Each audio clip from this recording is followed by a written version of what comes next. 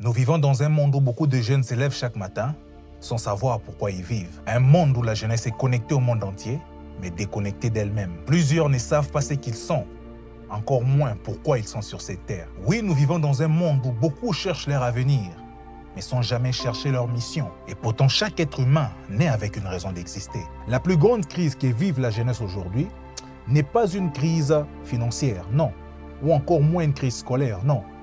Mais la plus grande crise que vit la jeunesse aujourd'hui, c'est une crise d'identité et de mission. Et croyez-moi, ce n'est pas l'intelligence qui manque à la jeunesse aujourd'hui. Ce n'est pas les talents, ce ne sont pas les dons, non. Ce ne sont pas les expertises ou les opportunités, non. Mais ce qui manque réellement à la jeunesse aujourd'hui, c'est la clarté. Ils sont partout, sauf où le destin les attend. Et si tu regardes cette vidéo, c'est que tu ressens au fond de toi un besoin de découvrir ta mission de vie. Voilà pourquoi dans cette vidéo, je te révèle 3 voies par lesquelles tu peux découvrir ta mission de vie. C'est parti.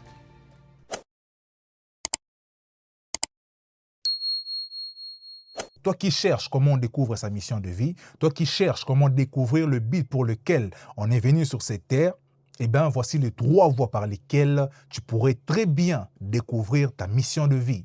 La première voie par laquelle tu peux découvrir ta mission de vie, la première voie par laquelle tu peux découvrir la raison de ton existence, c'est par révélation. Certaines personnes découvrent leur mission de vie à travers une révélation. Cela peut être une rencontre spirituelle, cela peut être une vision, cela peut être un rêve, un songe, cela peut être une expérience surnaturelle. Et plusieurs personnes ont pu découvrir leur mission de vie au travers cette voie. Prenons par exemple Moïse de la Bible. Pour ceux qui lisent la Bible, nous connaissons tous que Moïse a grandi en Égypte, il a été instruit dans toute la sagesse et l'intelligence de l'Égypte. Lorsqu'il fit une rencontre avec Dieu, tout avait changé. Puis Moïse avait expérimenté une rencontre spirituelle, une expérience surnaturelle. Et cela avait complètement changé sa mission de vie. Nous voyons le prophète Mohammed par la révélation qu'il avait reçue dans la grotte. À la base, le prophète Mohammed n'était ni prophète, ni un chef spirituel, ni un chef religieux, non. Il n'était qu'un simple homme qui combattait l'injustice et qui luttait contre la corruption morale qu'il y avait à la Mecque à l'époque. Et lorsqu'un jour, il s'est retiré dans une grotte, qu'il expérimenta une apparition surnaturelle, une expérience surnaturelle. Et il a pu découvrir sa mission de vie. Il a pu découvrir sa raison de vie. Et nous avons plusieurs personnes comme ça qui ont pu découvrir leur mission de vie au travers de cette expérience, au travers des songes, au travers des rêves. Nous voyons par exemple Bouddha que nous connaissons tous. Lui qui à la base était un prince, était un homme riche, mais lorsqu'il a découvert, lorsqu'il a fait cette expérience surnaturelle, lorsqu'il a découvert cet éveil spirituel, il a consacré sa vie aux pauvres, il a consacré sa vie aux autres. Mais également Mère Teresa, que nous connaissons tous, lui qui avait reçu un appel dans un appel. Nous avons Martin Luther King. Qui ne connaît pas Martin Luther King avec sa phrase emblématique « I have a dream ». Et pour ceux qui ne le savent pas, vous savez, la personne, celui qui a créé le tableau périodique, il avait reçu dans un rêve. C'est au travers d'un rêve, d'un songe qu'il avait réussi à créer le tableau périodique que plusieurs utilisent aujourd'hui dans les écoles. Même certaines formules chimiques que nous connaissons aujourd'hui, que nous utilisons, que nous étudions à l'école, que nous utilisons dans la science, à la base, ont été révélées dans un rêve, ont été révélées dans un songe, ont été révélés par des rencontres spirituelles, par des expériences surnaturelles. Même le Coca-Cola que nous connaissons tous, que nous aimons tous et que nous buvons tous, à la base, la recette de Coca-Cola avait été reçue dans un rêve, dans une vision. Et tout ceci pour te dire que les expériences surnaturelles que tu reçois ne sont pas à négliger. Les rêves que tu reçois, les visions que tu reçois, les expériences surnaturelles, les rencontres spirituelles que tu reçois ne sont pas négligés, car Dieu peut se servir de cela pour te montrer ta mission de vie. Dieu peut se servir de cela afin de te révéler ta raison de vie. Et je suis sans oublier que cela n'arrive pas à tout le monde, non. Et ne pense pas que comme tu n'as pas encore expérimenté les expériences surnaturelles, ne pense pas que comme tu n'as pas encore expérimenté ces rencontres spirituelles, ces rêves, ces songes, que ta vision ou que ta mission, elle est moins importante que ça, non. D'ailleurs, certains n'y croient même pas. Voilà pourquoi la deuxième voie par laquelle tu peux découvrir ta mission de vie, c'est par ton talent. C'est par l'observation de tes dons. Au fait, c'est par ce que tu fais chaque jour sans forcer. C'est par ces choses que tu fais souvent facilement. Ta mission de vie est souvent cachée dans ce que tu fais. Quelles sont les choses que tu fais naturellement? Quelles sont ces choses que tu fais intuitivement? Quelles sont ces choses que tu fais au fait sans forcer? Et souvent, ce sont les choses que les autres remarquent avant nous-mêmes. Et pose-toi souvent ces questions. Quelle est cette chose ou quelles sont ces choses que je fais souvent facilement mais que d'autres trouvent difficiles? Quelle est cette chose que l'on me demande souvent de faire ou d'expliquer? Quelle est cette chose que je fais souvent et qui me fait perdre complètement la notion du temps?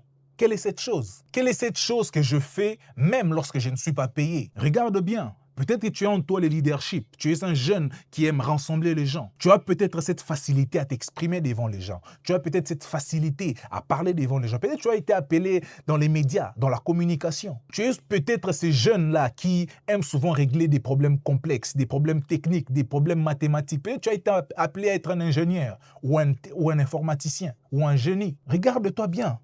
Peut-être que tu es un jeune qui aime motiver les gens. Tu es un jeune qui aime redonner espoir aux gens. Peut-être que tu as été appelé à être un coach ou à être une personne qui organise des conférences. Vous savez, beaucoup de gens cherchent leur mission loin, alors qu'elle se manifeste chaque jour dans leurs gestes. Écoute, ton talent n'est pas un hasard. Ce que tu trouves peut-être naturel pour toi est souvent extraordinaire pour les autres. Dieu ne t'appelle jamais à ce que tu ne peux pas porter. Beaucoup pour te bloquer, ils peuvent dire que c'est rien. Tout le monde peut faire ça. Mais écoute, si tout le monde pouvait le faire, tu ne serais pas reconnu pour ça. Prends conscience de cela. Bref, ce que tu fais détermine ta mission de vie. Ne l'oublie pas. La troisième voie par laquelle on découvre sa mission de vie, c'est par les problèmes qui nous révoltent. C'est lorsque tu observes autour de toi les différents problèmes qui te révoltent, qui t'énervent et auxquels tu penses pouvoir apporter solution. Ces choses qui te mettent souvent en colère, ces choses qui te touchent souvent, ces choses qui t'indignent souvent. Ta mission est souvent liée à un problème que tu refuses d'accepter. Et le principe, il est clair. Ce qui te dérange profondément n'est pas un hasard. Les choses que tu veux changer révèle souvent ta mission de vie. Ta mission se cache là où ton cœur saigne. Observe, réfléchis. Quelle est cette chose qui t'énerve le plus? Quelle est cette chose qui t'indigne le plus? Quelle est cette chose qui te révolte le plus, auquel tu penses pouvoir apporter solution, auquel tu penses pouvoir arranger? Regarde dans ta famille, regarde dans la société, regarde dans ton milieu, regarde dans ton lieu de travail, dans ton école, regarde dans ton lycée. Quelle est cette chose qui t'énerve le plus et auquel tu penses pouvoir apporter la solution? C'est là peut-être que se cache ta mission de vie. C'est là peut-être que se cache ta raison de vie. Ta mission est souvent cachée dans ce qui t'énerve le plus, si tu ne le sais pas. Pourquoi la pauvreté te révolte autant? Pourquoi l'injustice te fait si mal? Pourquoi le manque d'éducation te dérange? Pourquoi la souffrance des gens t'atteigne si facilement? Là tu commences à comprendre. Écoute, chaque mission est née d'un problème. Quelqu'un s'est demandé pourquoi marcher si longtemps? Il a créé un moyen de transport. Un autre s'est demandé pourquoi les gens souffrent autant. Et il a consacré sa vie aux autres. Tu vois un problème, tu crées une solution et cela devient ta mission de vie. Beaucoup d'inventeurs, beaucoup de leaders, beaucoup d'entrepreneurs, beaucoup de grands hommes sont nés d'une frustration, sont nés d'une révolte, sont nés d'une indignation. En récapitulation, la première voie par laquelle on découvre sa mission de vie, j'ai bien dit, c'est par la révélation, c'est par une expérience surnaturelle, c'est par une expérience métaphysique, c'est par une rencontre spirituelle, c'est par un songe, c'est par un rêve, c'est dans une vision. Et j'ai donné des exemples de personnes qui ont pu retrouver leur mission de vie au travers d'une expérience spirituelle, au travers d'une expérience surnaturelle. La deuxième voie par laquelle on peut découvrir ou tu peux découvrir ta mission de vie, je parlais que cela se trouve dans ce que tu fais souvent, dans ce que tu fais facilement, dans ton talent, dans tes dons, dans tes capacités, dans tes compétences. Au fait, la chose que tu sais faire facilement, la chose que tu sais faire aisément, auquel les autres trouvent difficile, auquel les autres trouvent extraordinaire à faire, c'est dans cette chose que peut se cacher ta mission de vie. Mais également, la troisième des choses que je dis, la troisième voie par laquelle on peut découvrir sa mission de vie, au fait, c'est par tous ces problèmes qui nous révoltent, tous ces problèmes qui nous frustrent, tous ces problèmes qui nous dérangent et auxquels on pense pouvoir apporter la solution. Et la chose que tu dois faire, clairement, c'est de t'asseoir et de te poser ces questions. Quelle est cette chose? Peut-être que tu n'as pas cette grâce de recevoir des visions, tu n'as pas cette grâce de rêver des choses, tu n'as pas cette grâce peut-être de voir des rencontres spirituelles, mais dis-toi, qu'est-ce que je sais faire avec mes mains? Qu'est-ce que je sais faire avec ma tête? Quels sont ces problèmes qui m'empêchent souvent de dormir et auxquels je pense pouvoir apporter une solution? C'est dans ça que tu peux découvrir ta mission de vie. Mais avant de finir ma vidéo, il y a une chose très importante que tu dois comprendre en ce qui concerne ta mission de vie. Écoute, ta mission n'est pas d'abord centrée sur toi, non. Ta mission est centrée sur ce que tu fais pour les autres. C'est dans ça que se trouve ta mission. Ta mission est confirmée par son impact dans la vie des autres. Et à chaque fois que tu découvres une mission, pose-toi toujours ces 3 questions.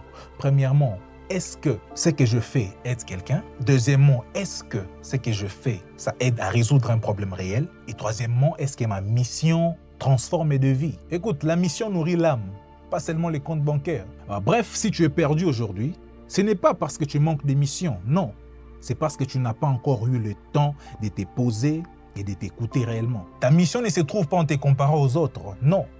Mais ta mission se révèle lorsque tu t'assois et que tu te mets à commencer à observer les choses dont tu es capable de faire. Lorsque tu te mets, tu commences à observer les choses que tu fais bien, les choses qui te touchent le plus, les choses qui te dérangent et les choses auxquelles tu es prêt à servir.